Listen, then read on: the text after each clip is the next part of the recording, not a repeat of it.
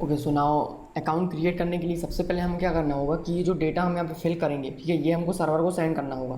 ठीक है, तो अगर मैं यहाँ पे फॉर्म फिल करता हूँ एंड हम क्रिएट एन अकाउंट पे क्लिक करेंगे तो आप देखेंगे यूआरएल पे क्या होता है, ये जो फॉर्म का जो डेटा है वो यहाँ पे सबमिट होता है। ठीक है, इसको हम कहते हैं गेट रिक्वेस्ट। जब गेट रिक्वेस्ट में हम कोई डेटा सेंड करते हैं तो ये क्वेरी स्ट्रिंग के फॉर्म में ही जाता है।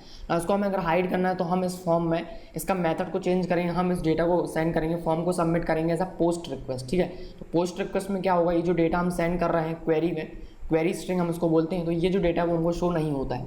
ठीक है, तो हम इसके लिए क्या कर सकते हैं, जो फॉर्म हमने क्रिएट किया है इसका मेथड को हम चेंज करेंगे। ठीक है, तो जो फॉर्म मैंने क्रिएट किया है इसका एक्शन मतलब कि यूआरएल, तो किस यूआरएल पे जाना चाहिए, तो हमने यहाँ पर कहा स्लैश। स्लैश का मतलब ये है कि जो साइन अप जो यूआरएल है इसी यूआरएल पे ये जाएगा, लेकिन इसमें पोस्ट रिक्वेस्ट जाएगा। आप यहाँ पे कोई दूसरा यूआरएल दे सकते हैं, क्रिएट एन अकाउंट।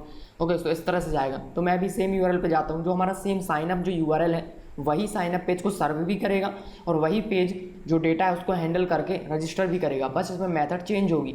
अभी जो हम साइन अप पे कर रहे थे, यहाँ पर आप देखेंगे जब मैं इस तरह से साइन अप पे यूआरएल पे हिट करता हूँ तो ये गेट रिक्वेस्ट होती है, ये गेट रिक्वेस्ट सर्वर को जा रही है और सर्वर क्या कर रहा है, हमको पेज यहाँ पे सर्व कर रहा है ना। इसी सेम यूआरएल पे मुझे पोस्ट रिक्वेस्ट सेंड करनी है, लेकिन जब मैं पोस्ट रिक्वेस्ट सेंड करूँगा इसका मतलब ये है कि मुझे रजिस्ट्रेशन करना है। ठीक है, तो नाउ मैं यहाँ पर क्या करूँगा, स्लैश मतलब कि करंट यूआरएल। नाउ यहाँ पे मुझे मेथड को चेंज करना, मेथड को मैं चाहता हूँ इसको पोस्ट करना। ठीक है, और मैंने इसको कहा पोस्ट। नाउ सेव करेंगे एंड देन एप्लीकेशन को रीलोड करेंगे तो आप देखेंगे कि जो डेटा है वो सेंड होगा, लेकिन हमको जो यूआरएल पे यहाँ पर क्वेरी स्ट्रिंग नहीं दिखेगा। नाउ क्रिएट एन अकाउंट पे क्लिक किया तो यहाँ पर क्या आया कि मतलब फॉरवर्ड एरर, मतलब ये क्या है कि ओके ये एक डिफरेंट एरर है, इसके बारे में बात करेंगे। लेकिन अभी आप देखो फॉर्म सबमिट हो गया, लेकिन यहाँ पर कोई क्वेरी स्ट्रिंग नहीं दिखी है। ठीक है, तो यहाँ पर मैंने स्लैश लगाया, वो स्लैश नहीं लगाई है हमने, यहाँ पर कहा slash sign up. Slash sign up मतलब क्या है, स्लैश मतलब रूट से, मतलब यहाँ से इसके आगे साइन अप। ओके, अगर आप करेंट पेज पे जाना चाहते हो तो यहाँ पर कुछ भी मत लिखिए ना। मैंने यहाँ पर कहा स्लैश साइन अप, तो इससे साइन अप पेज होगा ना। बैक करते हैं इसको एंड देन एप्लीकेशन को अगेन रीलोड करेंगे तो आप देखेंगे साइन अप पेज ही रीलोड होगा, लेकिन इस बार हमको यहाँ पर पोस्ट रिक्वेस्ट सेंड होगी। क्रिएट अकाउंट पे क्लिक किया तो आया। ठीक है, तो यहाँ पर पोस्ट रिक्वेस्ट है ना, उसको हैंडल करना है हमको, CSRF token missing and incorrect. तो ये क्या एरर है उसको हम देखेंगे। ठीक है, तो यहाँ पर क्या होता है बेसिकली कि यहाँ पर एक CSRF टोकन है, ये क्या है तो इसके बारे में मैं आपको दिखाता हूँ। जाएंगे कोई डॉक्यूमेंटेशन को ओपन करेंगे और यहाँ पर हम सर्च करेंगे CSRF टोकन। ओके, CSRF लिखिए एंड देन एंटर प्रेस कीजिए। ओके, जो फर्स्ट रिजल्ट आपके पास आया है CSRF का, उस पर क्लिक कीजिए। ओके, सो यहाँ पर CSRF प्रोटेक्शन। ठीक है, तो ये क्या है, एक टाइप का प्रोटेक्शन है हमारे एप्लीकेशन के लिए। इसमें क्या होता है, जैसे कि गेट रिक्वेस्ट हो, गेट रिक्वेस्ट में कोई डेटा नहीं होता है। ठीक है, तो उससे हमको कोई प्रॉब्लम नहीं है ना। यहाँ पर आपको साफ साफ लिखा हुआ है कुछ अनसेफ मेथड्स हैं, जैसे कि such as post, put and delete. तो अभी हम फॉर्म में क्या कर रहे हैं, पोस्ट रिक्वेस्ट सेंड कर रहे हैं, पोस्ट रिक्वेस्ट के साथ कुछ डेटा जाता है। ठीक है, तो हमें उसे प्रोटेक्ट करना है। तो इससे क्या होगा CSRF टोकन से कि अगर आप आपके जो वेबसाइट है वहाँ से आपको फॉर्म मिला है तो उसमें एक टोकन वहाँ पे इंसर्ट होगा और वो टोकन पता है सर्वर को, क्योंकि सर्वर ने सेंड किया हुआ है। तो जब हम फॉर्म को सबमिट करेंगे तो ये जो टोकन है, मतलब एक कोड होगा कुछ, तो ये जो टोकन है वो सर्वर के पास अगेन जाएगा। तो इससे एक वेरिफिकेशन हो जाएगा कि जो फॉर्म सबमिशन हुआ है ये फॉर्म कहाँ से बन के आया है, आपकी वेबसाइट से बन के आया है। ओके, तो यहाँ पर कुछ लिखा हुआ है, टेक्निकल टर्म्स हैं, आप इनको देखिएगा। ठीक है, इतने डीप में अभी जाने की ज़रूरत नहीं है, आपको इतनी चीज़ें समझ में नहीं आएंगी इस लेवल पे। ठीक है, तो हम इसको देखेंगे, बस आप इतना समझिए प्रोडक्शन के लिए है। तो जब भी हम एक पोस्ट रिक्वेस्ट सेंड करते हैं सर्वर को तो हमें CSRF टोकन इंसर्ट करनी होती है। तो इसको कैसे करना है वो हम देखेंगे।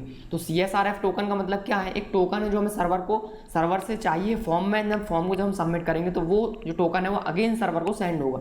तो फॉर्म जब सबमिट करते हैं तो हमने इनपुट फील्ड्स क्रिएट किए, इनपुट फील्ड्स में क्या होता है, उसमें जो भी वैल्यूज़ हैं वो सर्वर को सेंड होती हैं। तो वैसे ही हम CSRF टोकन जब इस टैग का यहाँ पे यूज़ करेंगे तो इससे क्या होगा कि इनपुट फील्ड क्रिएट होगा और उस इनपुट में एक टोकन इंसर्ट होगा। जब फॉर्म को सबमिट करेंगे तो ये जो टोकन है वो सर्वर को अगेन सेंड हो जाएगा। ठीक है, तो जहाँ पे हमने फॉर्म क्रिएट किया है वहाँ पे हमें इस टैग का यूज़ करना है, इससे टोकन जनरेट होगा और हमारे फॉर्म में आ जाएगा। तो मैं अभी आ करता हूँ फॉर्म पे एंड देन बैक पे क्लिक करेंगे, रीलोड करेंगे पेज को एंड देन यहाँ पर आप देखेंगे हमारे पास फॉर्म है। ठीक है, फॉर्म का जो कोड है वो मैं आपको दिखाता हूँ। मैंने उस पर कहा view source page source. Okay, view page source. तो आप यहाँ पे देखो जो पेज सोर्स है इसका, तो यहाँ पर एक डिव क्रिएट किया हुआ हमने कंटेनर, यहाँ पे फॉर्म है। फॉर्म के अंदर क्या क्या चीज़ें हैं, इनपुट फील्ड्स हैं 4 हैं। जब मैं CSRF टोकन इंसर्ट करूँगा तो यहाँ पर एक और इनपुट फील्ड क्रिएट होगा जो कि हिडन रहेगा। ठीक है, हिडन का मतलब क्या, उसमें कुछ वैल्यू रहेगी और जब हम सबमिट करेंगे फॉर्म तो ये जो वैल्यू वो सर्वर को मिल जाएगी। ठीक है।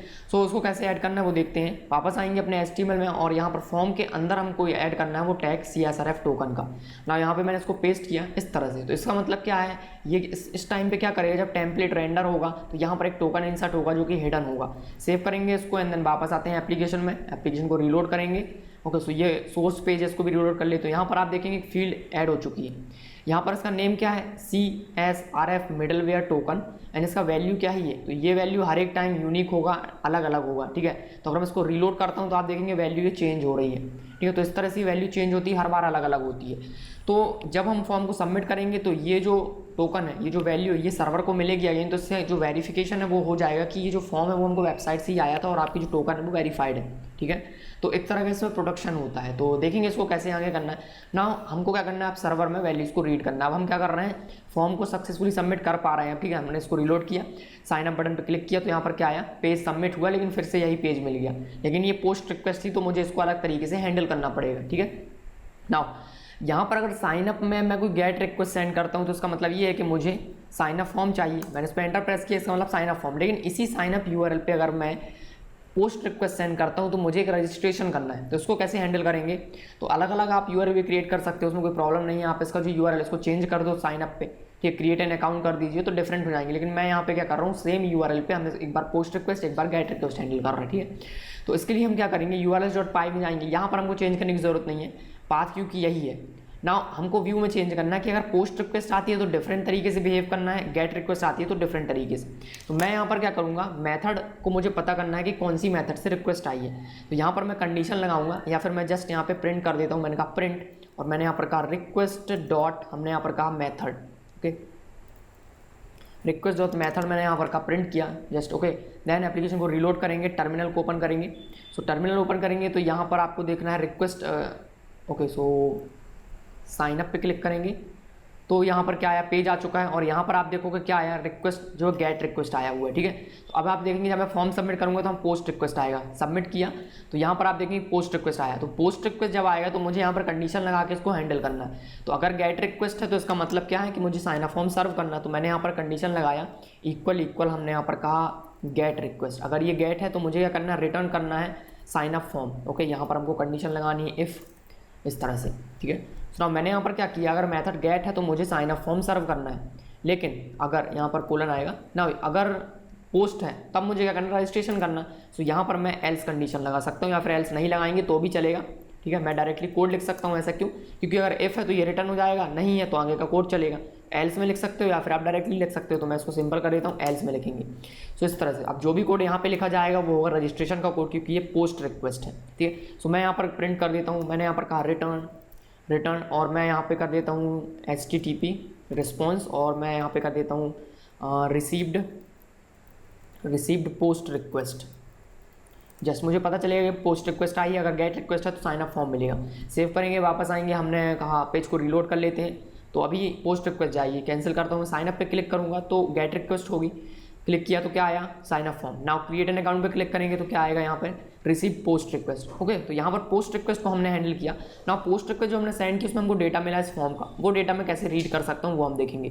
तो जैसे ही मुझे यहाँ पर रिक्वेस्ट मिला, यहाँ पर एक प्रॉपर्टी रिक्वेस्ट में मैं इसको वजह से प्रिंट करता हूँ या फिर हम जो रिस्पॉन्स है इसमें मैं सेंड करूँगा। ठीक है, तो यहाँ पर मैं रिस्पॉन्स में सेंड कर देता हूँ। मैंने यहाँ पर कहा रिक्वेस्ट एंड देन हमने यहाँ पर कहा डॉट पोस्ट। तो कैपिटल में आपको लिखना पोस्ट। तो इससे जो भी डेटा है फॉर्म का वो मुझे मिल जाएगा। सेव करेंगे एंड देन एप्लीकेशन को रीलोड करेंगे and then create an account पर क्लिक किया मैंने। तो यहाँ पर मुझे क्या मिला, ये जो पोस्ट में जो डिक्शनरी, हमको एक डिक्शनरी मिलेगी जिसमें की वैल्यू पेयर होगा। तो उसमें आप देखेंगे सारी कीज़ जो हैं वो प्रिंट हो चुकी हैं। ओके, तो यहाँ पर की वैल्यू प्रिंट होंगी। तो पासवर्ड आया, ईमेल आया, ये सारी कीज़ है ना। वापस आते हैं और यहाँ पर मैं फॉर्म को फिल करता हूँ। मैंने कहा Patel and then mobile number fill किया, पासवर्ड डाल दिया and then create an account पर क्लिक करेंगे। तो यहाँ पर क्या आया, सिर्फ यहाँ पे कीज़ प्रिंट हो रही है। ठीक है, तो ठीक है, तो पोस्ट रिक्वेस्ट में मुझे कीज़ मिली, एक डिक्शनरी है। डिक्शनरी से वैल्यूज़ कैसे एक्सेस करते हैं, स्क्वायर ब्रैकेट या फिर हमने यहाँ पर कहा गेट। तो अगर मुझे ईमेल एक्सेस करना है तो मैं लिखूँगा गेट ईमेल। ठीक है, ना मैंने यहाँ पर कहा गेट ईमेल, इस तरह से। तो मुझे यहाँ पर ईमेल मिल जाएगा। ना अगेन एप्लीकेशन को रिलोड किया तो यहाँ पर मुझे क्या मिलेगा, ईमेल। तो अभी कुछ नहीं मिला, क्यों, क्योंकि मैंने ईमेल फिल नहीं किया था। वापस आते हैं पेज में और ईमेल को फिल करेंगे। हमने यहाँ पर कहा example@gmail.com, एंटर प्रेस किया तो यहाँ पर क्या आया, ईमेल आया। तो इस तरह से मैं क्या कर रहा हूँ, वैल्यूज़ को यहाँ पे रीड कर पा रहा हूँ। तो सेम तरीके से हम सारी वैल्यूज़ को रीड करेंगे, एक कस्टमर का ऑब्जेक्ट क्रिएट करेंगे एंड देन कस्टमर को सेव करेंगे। ठीक है, सो इसको हम करेंगे नेक्स्ट वीडियो में। इस वीडियो में इतना ही। Thanks for watching.